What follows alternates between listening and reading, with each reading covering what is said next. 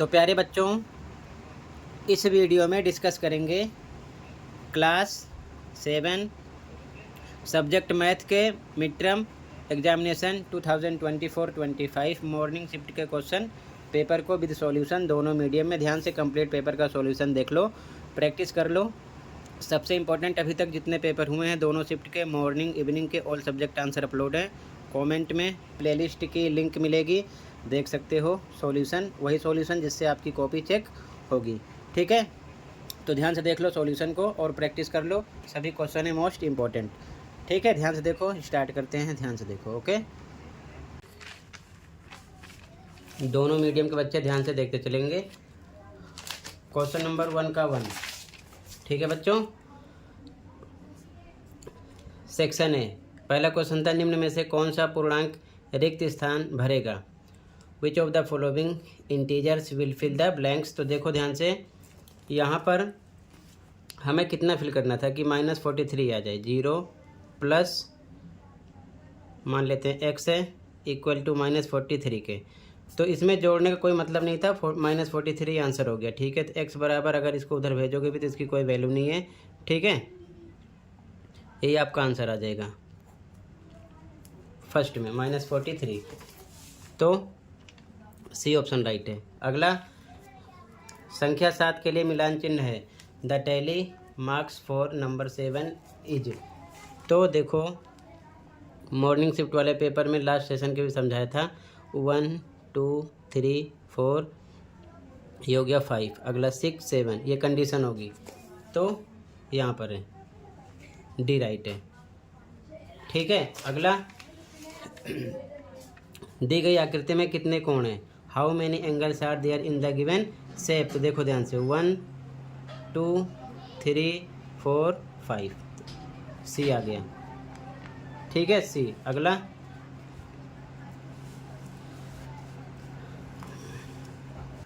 Question 7 centimetre त्रिज्या वाले वृत्त का क्षेत्रफल ज्ञात कीजिए। Find the area of the circle of radius 7 centimetre is. तो आपको पता होना चाहिए कि वृत्त का क्षेत्रफल यानी एरिया ऑफ सर्कल क्या होता है। वृत्त का क्षेत्रफल फॉर्मूला πr² होता है। तो पाई का मान 22/7 होता है। आर आपको पता है कितना है, 7 स्क्वायर है, डबल टाइम रख सकते हैं। 7 से 7 कट गया, 22 का 7 से मल्टीप्लाई करो, 7 दूना 14, 7 दूना 14 1 15। ठीक है ना, सेंटीमीटर स्क्वायर 154 आ गया। तो यहाँ पर आपका डी ऑप्शन हो गया था। ठीक है, अगला, अंग्रेजी वर्णमाला के निम्नलिखित अक्षरों में से किस अक्षर में ऊर्ध्वाधर और क्षैतिज दर्पण दोनों के अनुदिश परावर्तन सम्मित हैं। तो यहाँ पर ए ऑप्शन था x, ऐसी कंडीशन होगी। ठीक है, बाकी तीनों रॉन्ग थे। अगला, किसी भी पूर्णांक जो कि a 0 के बराबर नहीं है के लिए 0 में अगर हम a से डिवाइड करेंगे तो क्या होगा। फॉर एनी इंटीजर्स यहाँ पर बताया गया है। तो यहाँ पर अगर हम किसी भी नंबर में 0 से डिवाइड करेंगे, तो अगर हम किसी भी नंबर में 0 से डिवाइड करें या फिर 0 में डिवाइड करें, ठीक है, तो वो नंबर क्या हो जाएगा, 0। ठीक है, तो यहाँ पर 0 आता, डी हो गया। ठीक है, आगे, निम्नलिखित में से कौन सा पूर्णांक उसके पूरक कोण के बराबर है। Which of the following angle is equal to its complement. तो 2 की वैल्यू 90 होती है। ठीक है, अगर हम x प्लस x इक्वल करेंगे 90 के तो हो जाएगा 2x इक्वल टू 90 के। तो x आपको मिलेगा 90/2 यानी कि 45। ठीक है, 45 ये भी होगा, 45 ये भी होगा। ठीक है, तो यहाँ पर आपका आंसर कौन सा था, सी।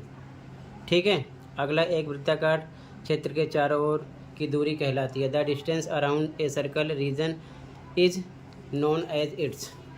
तो यहाँ पर देखो, ये इस प्रकार, ये क्या हो जाएगा, टोटल वृत्त की परिधि बन जाएगी, चारों ओर की दूरी। तो यहाँ पर ए ऑप्शन हो जाएगा सरकमफरेंस। ठीक है, अगला, निम्नलिखित में से कौन सा कथन सत्य है। -5 ये बड़ा है किससे, -7 से, यही सत्य है। ठीक है, क्लियर है, बाकी तीनों रॉन्ग हैं। अगला, एक रेखा के कितने अंत बिंदु होते हैं। How many and points does a line have. तो वो रेखा जो होती है बच्चों दोनों तरफ बढ़ती जाती है।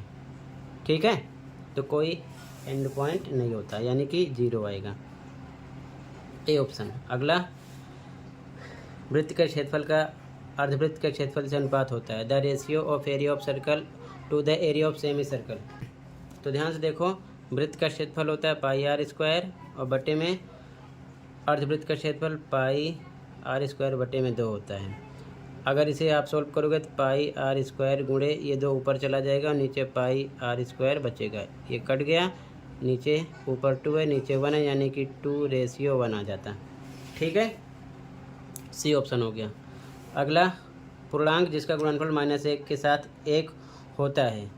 The integer whose product with -1 is 1 is. अब देखो ध्यान से, -1 में हम किससे मल्टीप्लाई करें, कितना आ जाए,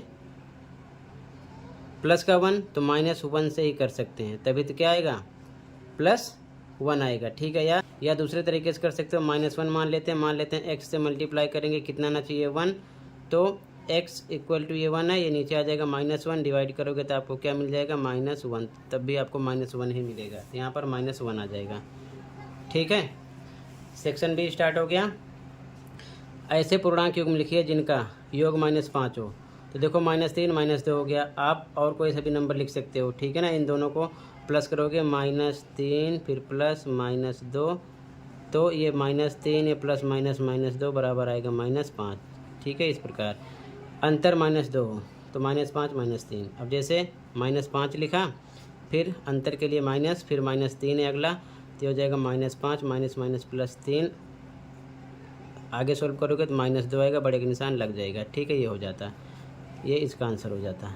ठीक है, आगे देखो, यहाँ पर write down a pair in integers whose, ये इनका आंसर हो गया। अगला, दी गई आकृति में 2 कोणों की भुजाएं समांतर हैं, यदि एंगल पी क्यू आर 70 है तो in the given figure the arm of 2 angles are parallel if angle P Q R equal to 70 degree. Then देखो, अब पी क्यू आर दे रखे हैं, ये 70 है तो ये एफ बन गया, ये भी 70 होगा, ये क्या है, कोरस्पॉन्डिंग एंगल है, यानी कि संगत कोण है। अब इसी प्रकार ये भी देखो एफ बन रहा है, इस एंगल से ये एफ बन रहा है, ये भी 70 है तो ये भी 70 होगा। ठीक है, तो मतलब ये भी आपका 70 आ जाता है, ये भी 70 आ जाता है, रीजन लिख देते कोरस्पॉन्डिंग एंगल यानी कि संगत कोण। ठीक है, ये दोनों में 70 आ जाता है। क्लियर है, आगे देखो, यहाँ पर आपको समझना है, दी गई आकृति में त्रिभुज एबीसी ए पर समकोण है, ए पर समकोण है, ये समकोण है। ठीक है, तो ये बेस हो गया, ये हो गया ऊंचाई। तो सबसे पहले ए बी 8 दे रखे हैं। ठीक है, बी सी 17 है, ये पूरा 17 है। ए सी कितना है आपका, ए सी देखो ए से लेकर सी तक 15 है, 15 दे रखे। सॉल्यूशन देखो बच्चों, तो सबसे पहले हमें निकालना त्रिभुज ए बी सी का क्षेत्रफल। ठीक है, यानी find the area of triangle A B C. तो यहाँ लिखेंगे एरिया, पहले निकालेंगे एरिया। आंसर नंबर 4 का फर्स्ट है। फॉर्मूला होता है 1/2 इंटू बेस इंटू हाइट, 1/2 आधार गुणे ऊंचाई। आधार आपका देखो, ये अगर ये 90 डिग्री है तो ये आधार हो गया, 1/2 इंटू बेस, यहाँ लिखते हैं 8, ऊंचाई ये हो गई 15। ठीक है, 2 कम 2, 2 चौके 8, इसके आगे 4 गुणे 15 यानी क्या आ जाता है 60। ठीक है, 60 सेंटीमीटर स्क्वायर। ठीक है, सेंटीमीटर में है, ये आ गया। एडी निकालना है। अब दूसरे एंगल से देखो पूरे ट्रायंगल को। अब इसके बाद में फिर से निकाल लेते हैं area, 1/2 into base into height. अब यहाँ पर आपको देखना है, बेस ये ले लेना है, बेस हो गया 17 तो हो जाएगी हाइट 90 डिग्री यहाँ पर है। ठीक है, एरिया आ चुका है 60, तो 60 पूरे का ये भी आएगा, 60 रख दिया, 1/2, बेस रखेंगे 17, हाइट आपकी एडी है तो यहाँ पर रख दिया एडी। ठीक है, सॉल्व करेंगे तो ये इधर आएगा, मल्टीप्लाई के साथ हो जाएगा, 60 गुणे 2 बराबर इधर बचा 17 गुणे एडी, तो 120 आ गया बराबर 17 गुणे एडी के, तो 17 डिवाइड में आ जाता। ठीक है ना, एडी आ जाता, ये सेंटीमीटर यहाँ पर लगा देते, इसका आंसर हो जाता। ठीक है, चाहो तो डिवाइड कर लेते। आगे इन दोनों का आंसर हो गया। अगला, निम्नलिखित आकृतियों में से सममित रेखाओं की संख्याएं बताइए। एक समचतुर्भुज में 2 होती हैं, समांतर में 0 होती है। ठीक है, रोम्बस में 2, पैरेललोग्राम में 0। अगला, व्युत्क्रम लिखना था, योज्य व्युत्क्रम यानी कि एडिटिव इनवर्स। तो यहाँ पर देखो प्लस का 23 है, -23 हो जाता, माइनस में 39 है, प्लस में 39 हो जाता है, ये आंसर है। निशान बदल के लिख देना था। ठीक है, -23 और ये माइनस में है तो प्लस में 39 हो जाता। आगे देखो, प्रत्येक कोण के प्रकार बताना है। ये आपका क्या है, ये बच्चों ऑब्ट्यूज एंगल है, यानी कि अधिक कोण, और ये कंप्लीट एंगल यानी कि पूर्ण कोण, ये ध्यान में रखना। ठीक है, लिख दिया इधर साइड में। आगे अथवा वाला, यहाँ युग्म बताना है, कौन सा युग्म बन रहा है, एंगल पेयर। ठीक है ना, कौन सा बन रहा है। तो देखो यहाँ पर एफ बन रहा है, तो ये क्या हो गया, संगत यानी कोरस्पॉन्डिंग एंगल लिख देना था आपको। और इसमें देखो ये एक साइड हो रहे हैं, समझाया था मैंने, तो ये लीनियर पेयर चल रहा है, तो यहाँ पर लीनियर पेयर लिखो, हिंदी में रैखिक युग्म। ठीक है, यहाँ पर लीनियर पेयर और यहाँ पर कोरस्पॉन्डिंग एंगल। ठीक है, लिखना था आपको। क्लियर है। अब इसके आगे बच्चों क्वेश्चन देख लो। ठीक है, और ये कंप्लीट पेपर की आंसर की है। ठीक है, डिस्कस कर देंगे, ध्यान से प्रैक्टिस कर लेना। पहले क्वेश्चन देख लो। ठीक है, ध्यान से पहले क्वेश्चन देख लो, फिर कंप्लीट पेपर के सॉल्यूशन को इसी वीडियो में दिखा देंगे। ठीक है, ऐसे क्वेश्चन की प्रैक्टिस कर लेना। ओके,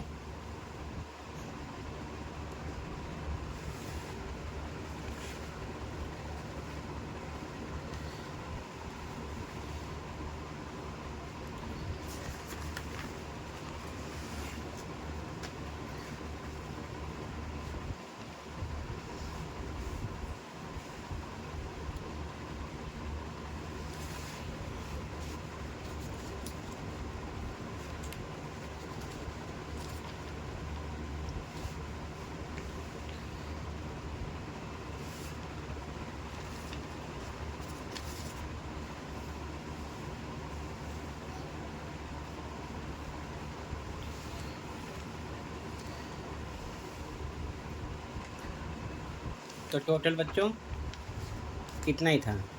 ठीक है, ये कंप्लीट हुआ। अब देख लो सॉल्यूशन को। ठीक है,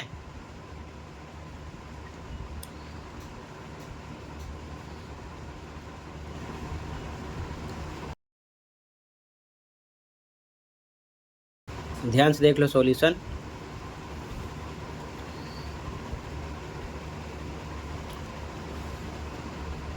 फर्स्ट में सी था, सेकंड में D, third, fourth, fifth, six, 7,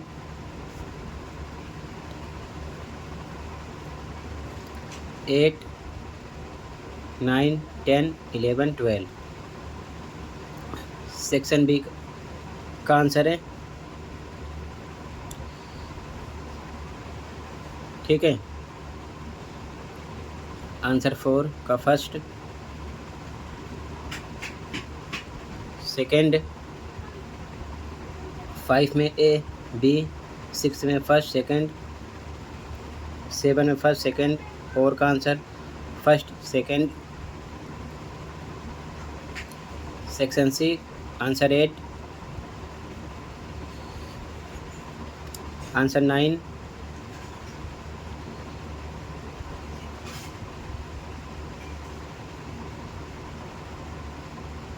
answer 10,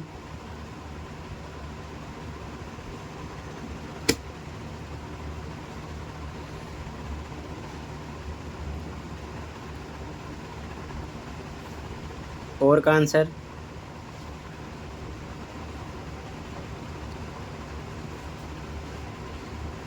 section B answer 11 में first, second, third, fourth, fifth का आंसर, और क्वेश्चन में फर्स्ट, सेकंड, थर्ड, फोर्थ का आंसर, आंसर 12 का first, second, third, fourth, fifth, और में फर्स्ट, सेकंड, थर्ड। ठीक है, नेम लिखना था अपने अकॉर्डिंग। आंसर 13,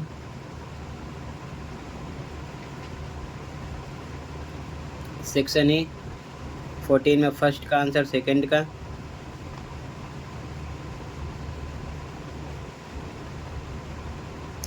थर्ड का, और का आंसर 15 में फर्स्ट, सेकंड, थर्ड,